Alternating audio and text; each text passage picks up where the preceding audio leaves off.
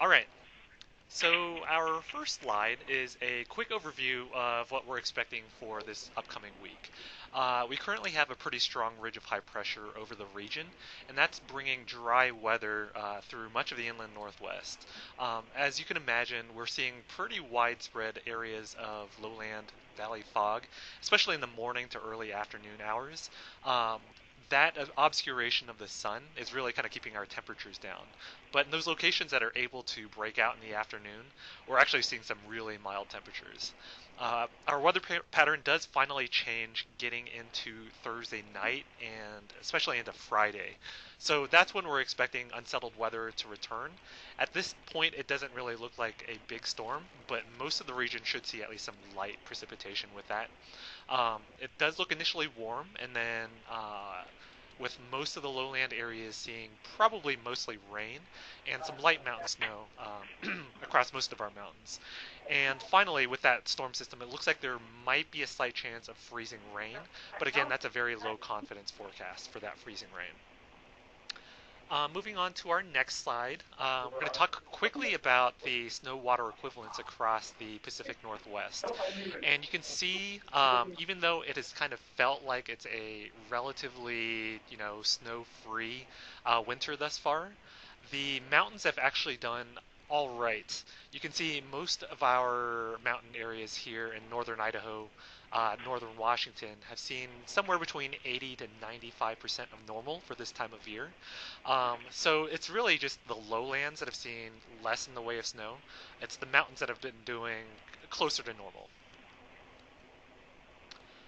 All right, our next slide is just a quick graphic of how our storm track looks right now. As you can kind of see, that ridge of high pressure is really built across much of the western U.S., and that has pushed the storm track well into northern Canada. At the same time, that kind of dives into the upper Midwest, and that might be the reason why you've heard about all of those really cold temperatures that are going to be impacting the upper Midwest here the next couple of days. We do expect that pattern to change once again, probably late Thursday and getting into Friday. This is a quick graphic showing what we expect the precipitation type will be for that storm system. As you can see, most of the populated areas will probably remain rain for most of that event. Some of those borderline areas, like getting toward Colville, Bonner's Ferry, those might be kind of a rain snow mix, but for the most part, any snow that falls in the lowland areas will probably not amount to much at all. Again, most of that precipitation should fall up in the mountains, and at this stage, it doesn't look like a huge amount of accumulation with that storm system. And finally, we'll take a look at the 1 to 2 week outlook. Precipitation-wise, which is the graphic on the left, you can see much of the country actually is favoring above normal precipitation for next week. We're kind of on that equal chances interface where we could see below normal, we could see above normal.